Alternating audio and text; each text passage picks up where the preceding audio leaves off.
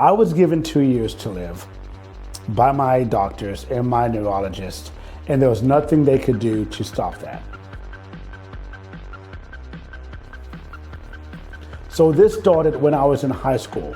I was what you would call a rave promoter. I did parties, I promoted the parties. I was part of the Southeast Rave group.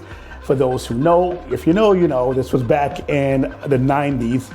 And I was tasked with the job of going out and inviting people to all of these underground parties. And the parties was basically what you would consider a rave in Atlanta. There was a lot of different venues, and that's kind of just what I did, and it's what I was good at. One thing that kind of plagued me when I was doing all these raves was my praying parents. My dad would consistently walk me to my car and preach to me and my friends about changing my life and not doing these sort of things. And thankfully, some of my friends listened and wouldn't go to the parties with me. Others went anyways. And this went on for years and years. Went on for a good while before one day my dad was talking to me about God and doing the same thing, walking me to the car. And he brought up the fact that, every time I'm gone, my parents wouldn't sleep until I came home. So I'd come home and they'd finally go to sleep, but they'd be up praying that I would stay alive and stay safe and all that fun stuff, which I did while I was out, thank goodness. But my dad told me that, he's been talking with God and God wanted to take care of this himself. And my dad's like, I'm standing in the gap for you, but you know what? I'm going to stop standing in the gap. I'm going to let God deal with you how God wants to deal with you. And I thought, great, this is going to be great. He's not going to preach anymore. I'm not going to have to deal with all this anymore. So my dad stopped preaching. I kept partying. And 2 weeks later, I found myself, if I can rewind a little bit, I started to have tremors. And a tremor just means that, I'm holding something and involuntarily my hand just opens or something falls or something I can't control. So almost like every 5 to 10 minutes, my whole body would have this jerk that would just hit me. And I was like, what's up with that? And I didn't know my body was starting to have this bad reaction to all of the non-sleeping and all of the caffeine that I was on. And when I say caffeine, I'm talking about caffeine, like synthetic caffeines. For those of you who know the rave scene, you know how to make a lot of the pills, you understand what I'm talking about.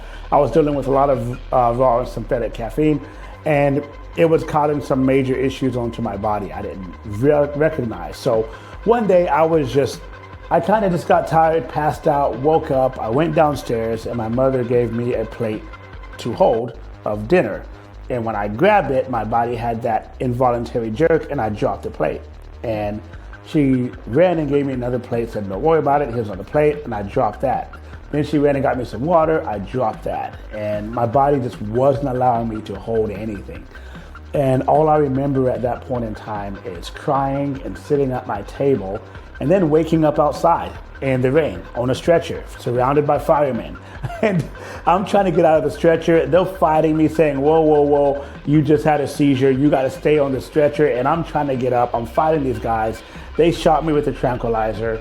I woke up at Emory with all the firemen around me, just apologizing, like, sorry, we had to shoot you, but, you were kind of really strong after that seizure. So,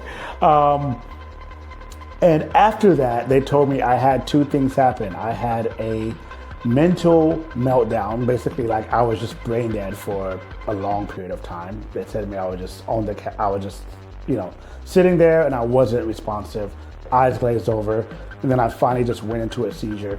And so after that, I began having seizures every day.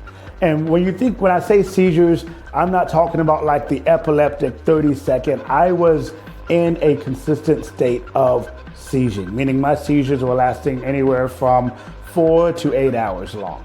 And so this happened every day for a good 6 months. I was sent to hospital.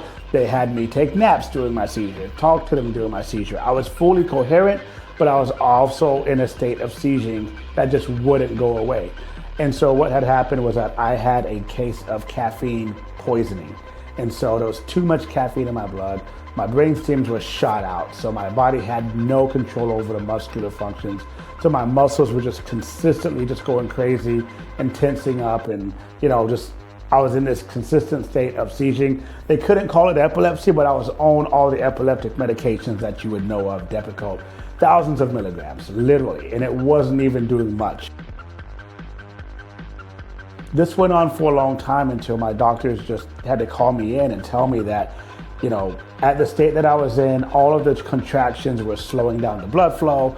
They were like, we can't even pull blood from you right now. Your organs are failing. Eventually, you're going to lose your vision. You're going to lose your hearing. You're going into multiple sclerosis. And the most we can give you is 2 years to live. And that does something to a, 17, 18-year-old kid. So at that point in time, I was thinking, what else am I going to do, And my mother was with me. She was taking me around to all the hospitals. My dad was pretty solid. He was just like, you know what this is. Like, if you just give your life to God, all of these things are going to go away. And I was like, well, let me try another doctor. Let me try another this. Let me try another drug. Let me try this new drug.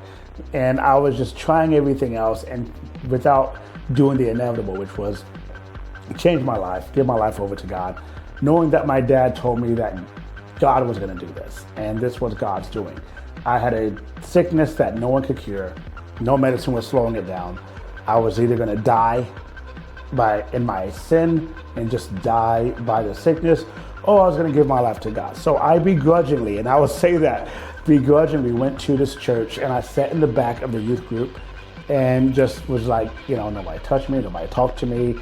And while that youth service was going on, towards the end of it, from what I know, the associate pastor, Mark Abernathy, he was preaching, teaching, doing his thing, and he kind of ended his lesson, ran over to the youth building, saw me, and just began spilling my tea on everybody around me. Like, everybody knew my stuff. He prophetically just came up to me and was like, here's your life, here's the lives you've ruined, here's the people you've gotten addicted to drugs, here's the people you've done, and just started telling me all the things I was doing in the rave scene. And I'm thinking, hopefully he doesn't talk to my dad. This guy knows way too much. Like, who's telling him all this? And a few things jumped out at me. He said, you are promoting for the devil's work, and you're killing people while doing it. And he said, but God is calling you to promote for his work.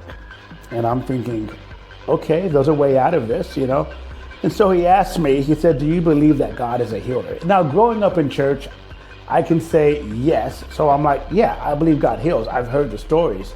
And he said, do you believe that God can heal you? And that's when I looked at him and I thought, no, I really don't. Like, why would God heal someone like me?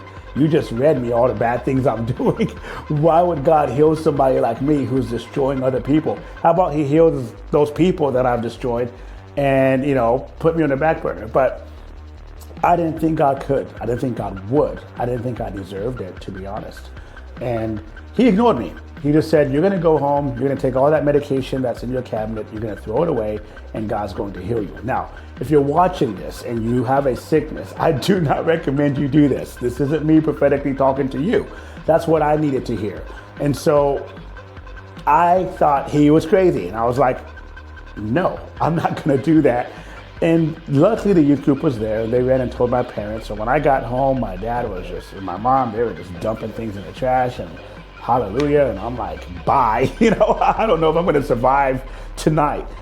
And I remember my dad was in the kitchen, and I'm in the kitchen just looking at the trash can like, they're going to have to leave, and I'm going to have to dig this stuff out.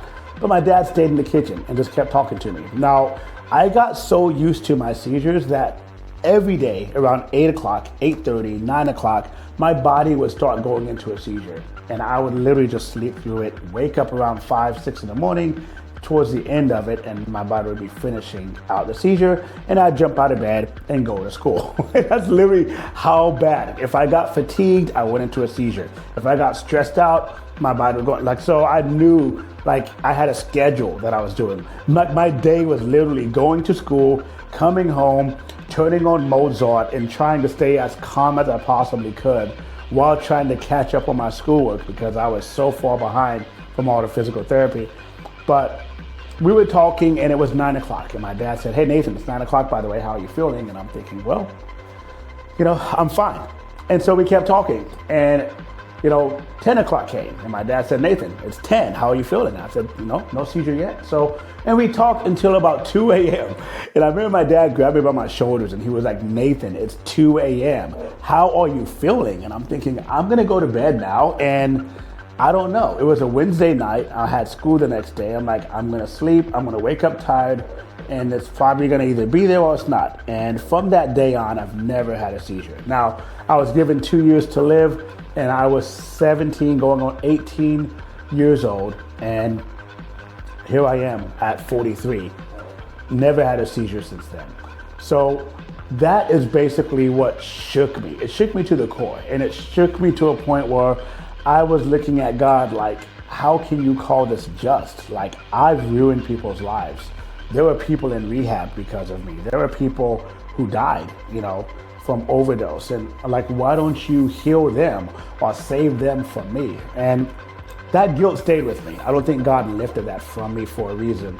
After that, I got really involved in the church. I studied to understand what this church was, who these people were, how did they have the power to prophetically tell me my life? How did they have the power to lay hands on me and just tell me that I'm healed without me realizing it, what was going on? And so I spent years studying the church, studying all these things because to be honest, I wanted to find a way out. I was like, there has to be something. And the more I studied, the more I learned that there's a lot of truth here, and this thing is real. My name is Nathan Johnson. I have been now in this faith for 25 years, and I was challenged by a great person, Maria, you know who you are, and I needed to start this channel long ago. So I'm glad the channel is up. I'm going to be going into some teachings. We're going to be going into some testimonies. I'm going to be sharing stories of God doing miraculous things overseas and what God's doing in my life. And we're going to be sharing stories from others and what God's doing in their life. So stay tuned if you like what you're hearing. And thank you guys again for watching this video. And we'll talk to you soon. God bless.